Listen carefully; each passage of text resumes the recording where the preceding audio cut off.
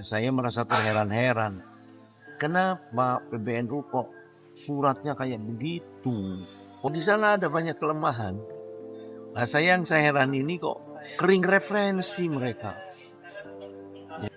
Mereka tidak tahu ketua PWI itu siapa. Ketua PWI itu Abbas itu putranya Kiai Fuad Hasim Rois Syuriah PBNU. Apa enggak tahu mereka? Tahunya bahwa beliau adalah memang masih ada hubungan cucu lah dengan Kiai Abbas Abdul Jamil.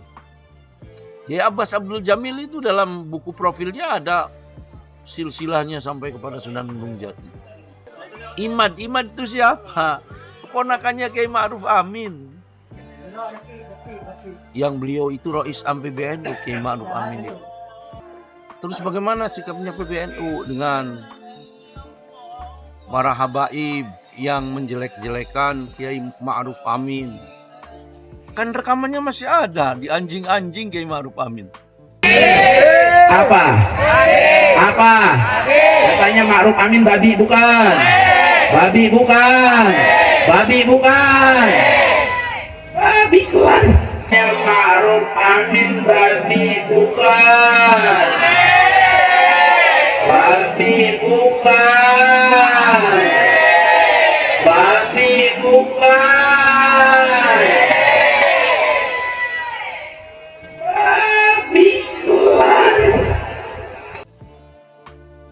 Kemudian sikap habaib yang mengharamkan syarifah kawin dengan orang Jawa.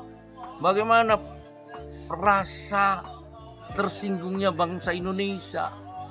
Al-Habib saya yang guru daripada Habib Hasan, beliau mengatakan seorang yang bukan habaib, bukan daripada Bani Alawi, menikahi Syarifah yang darahnya bersambung dengan Nabi Muhammad SAW, sampai hari kiamat ibadahnya ditolak oleh Allah Subhanahu wa taala, terkecuali bisa mengembalikan keperawanan Syarifah tersebut.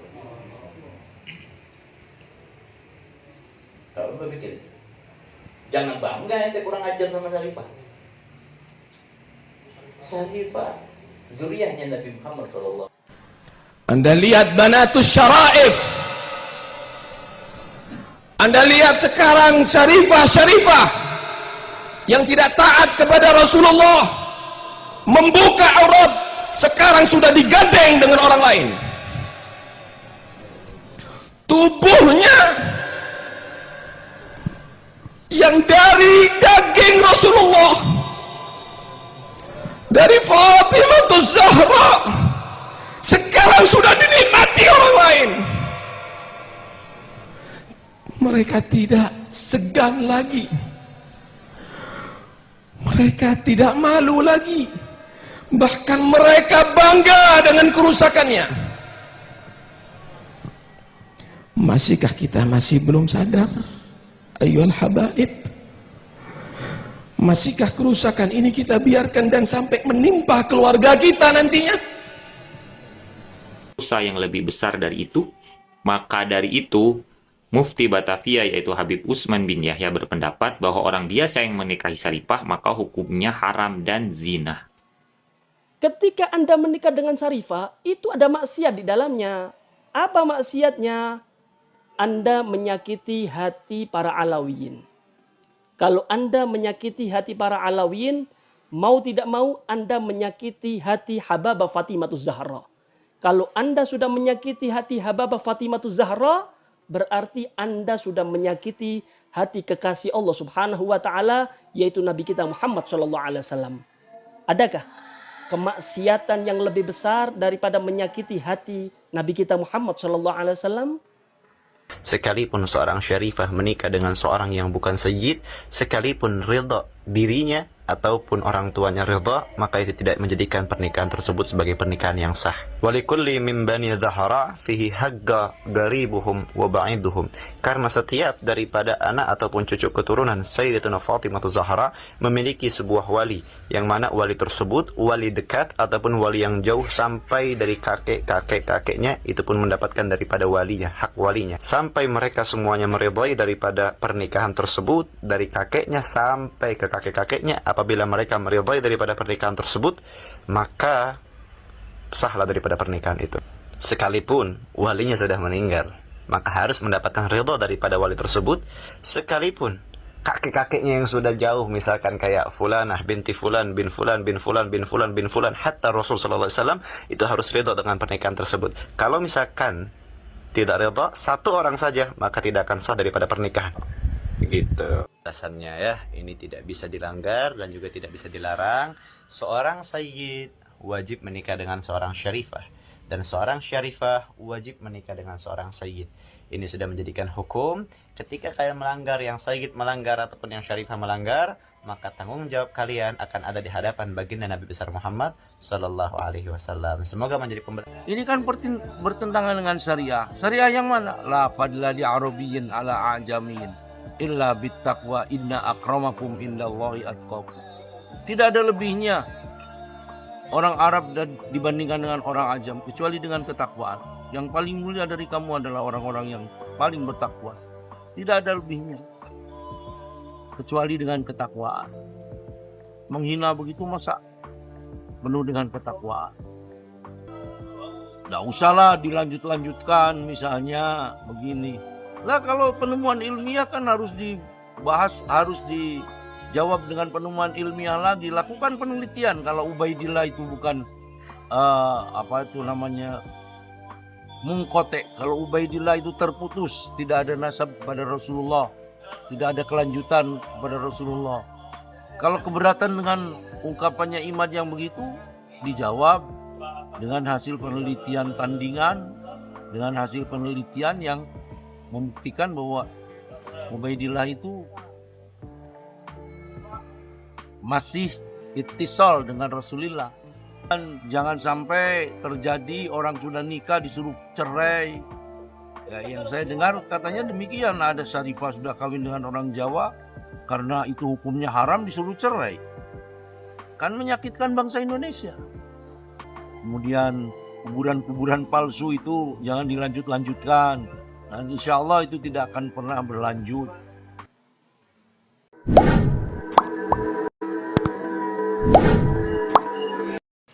Assalamualaikum warahmatullahi wabarakatuh. Bismillah, alhamdulillah, Allahumma salli wa sallim wa barik ala sayyidina Muhammadin wa ala alihi wa ashabi ajma'in, amma ba'du.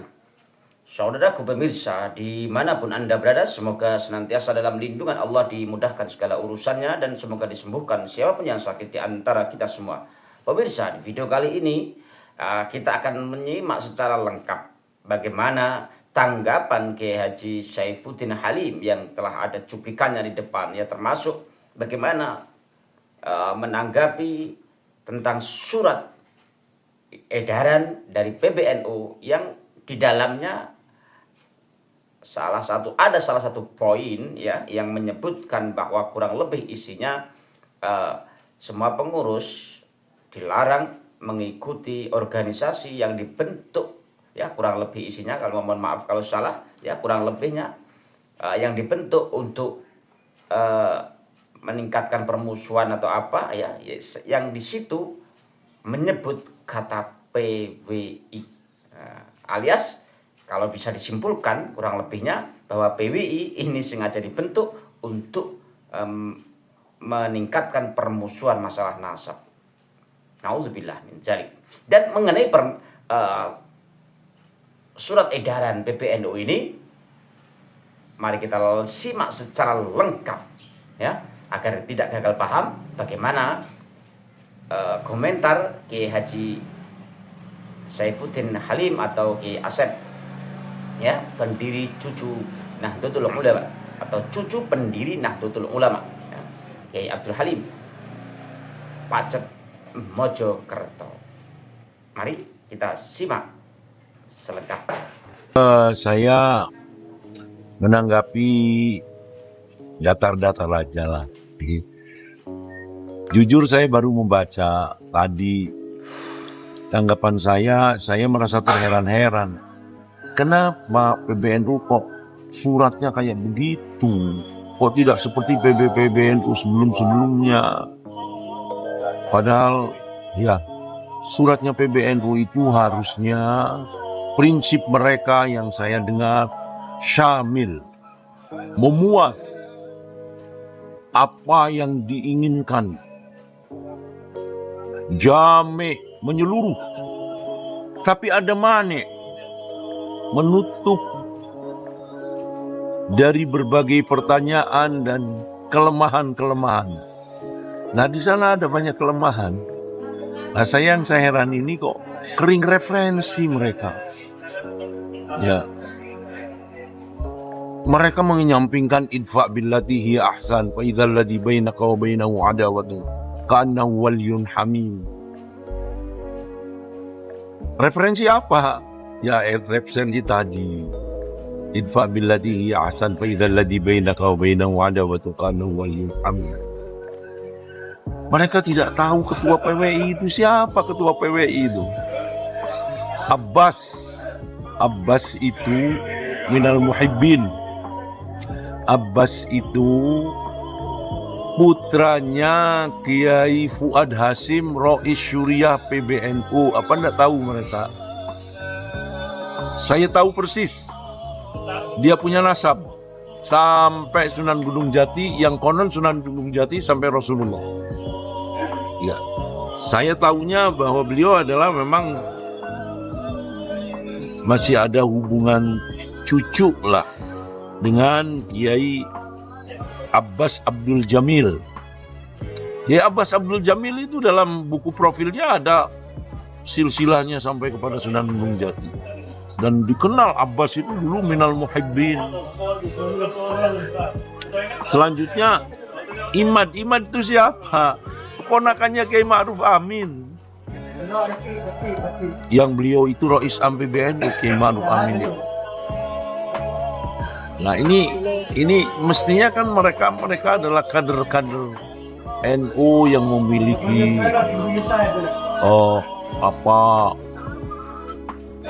yang memiliki kekuatan emosional yang luar biasa terhadap NU. Jangan kemudian dicegekkan dengan terbitnya surat itu. Kan kasihan terhadap NU-nya. Kemudian banyak orang yang cegek karena surat itu, padahal mereka orang yang mempunyai hubungan emosional yang sangat tinggi dengan NU.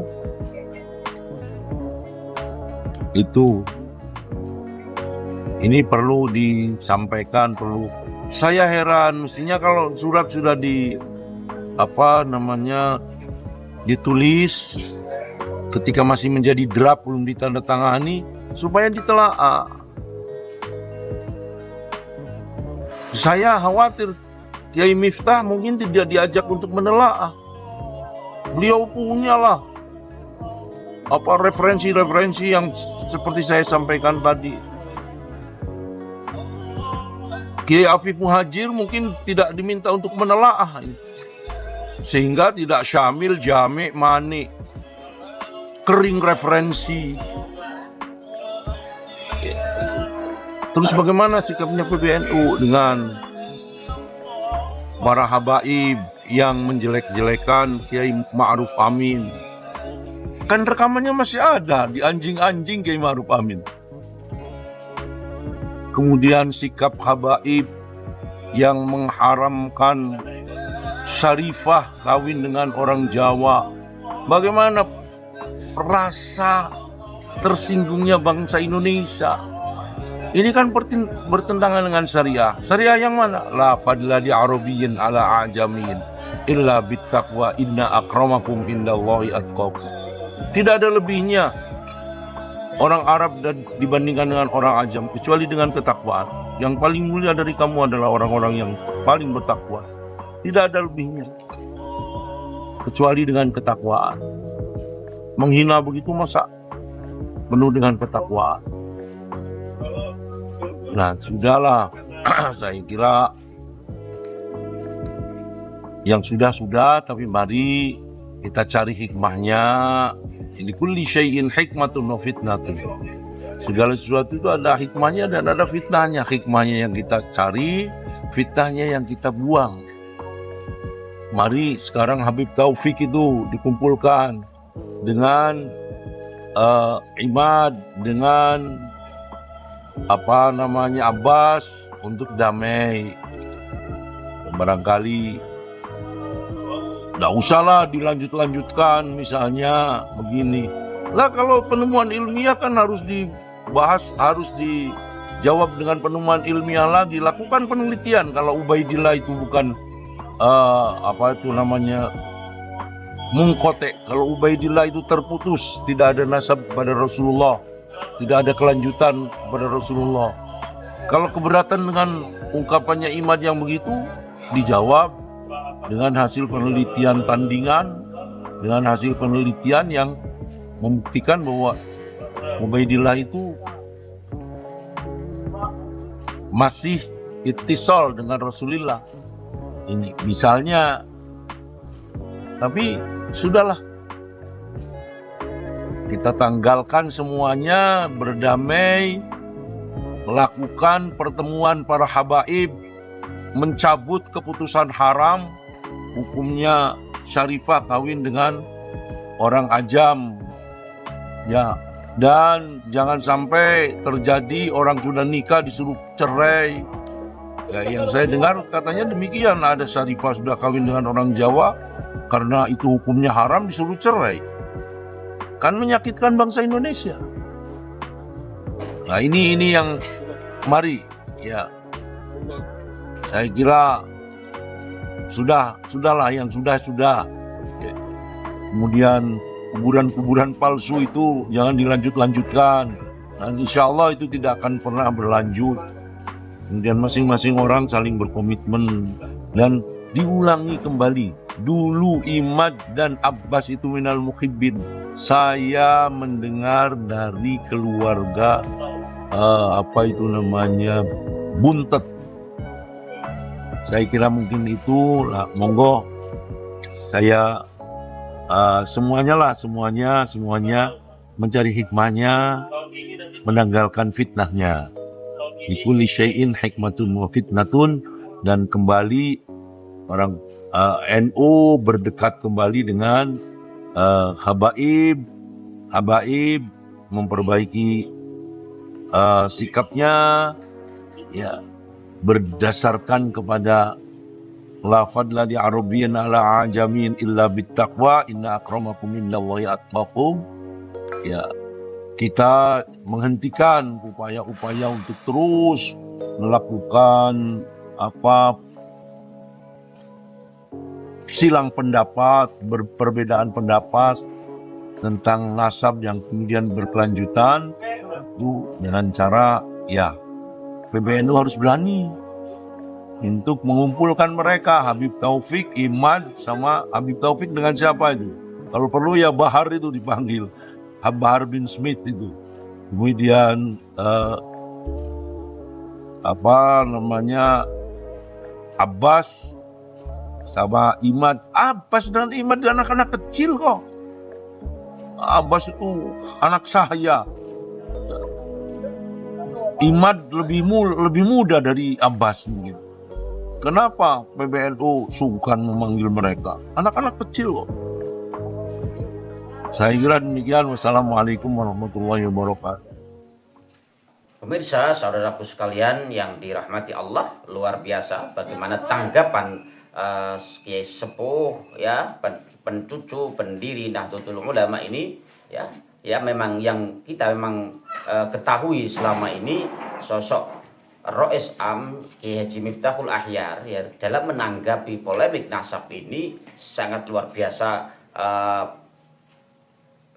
Bisa kita tanggapi seolah beliau ini tidak mencerminkan seperti Kiai NU yang terdahulu, ya, seperti apa yang diungkapkan beliau, tidak seperti pengurus-pengurus NU yang dulu dalam menanggapi suatu masalah itu tidak ekstrim langsung yang seperti kita ketahui selama ini bahwa ada menuduh ada ya yang penyokong dana atau siapalah kita dari semua pidato Kiai Haji Miftahul Ahyar dalam hal menanggapi isu polemik nasab ini yang begitu berat sebelah ya tidak, dan beliau menyebut kering referensi luar biasa bukan, dan beliau di sini juga menyebutkan bahwa bagaimana selama ini Habib Ba'lawi yang begitu banyak sekali dari Habib Ba'lawi yang luar biasa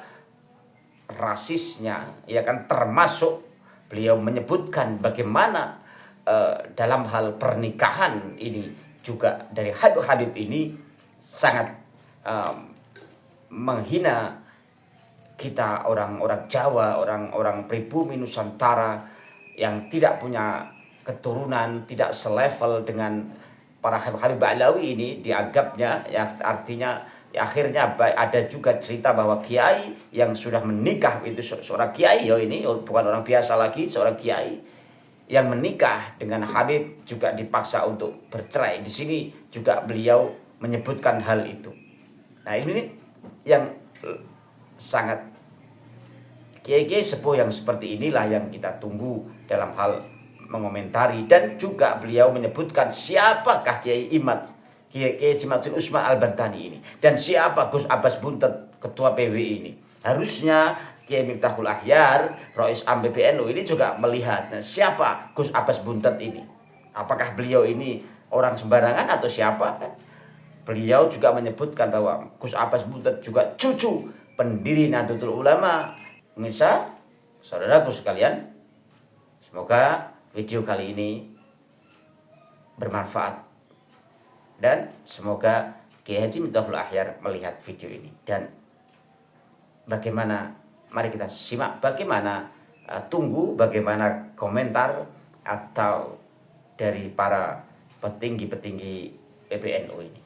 Tapi Haji Miftahul Ahyar bagaimana menyikapi ini tentang statement atau komentar Kiai Asep Saifuddin ini. Kurang lebihnya mohon maaf. Wallahul muwaffiq ila aqwamit thoriq.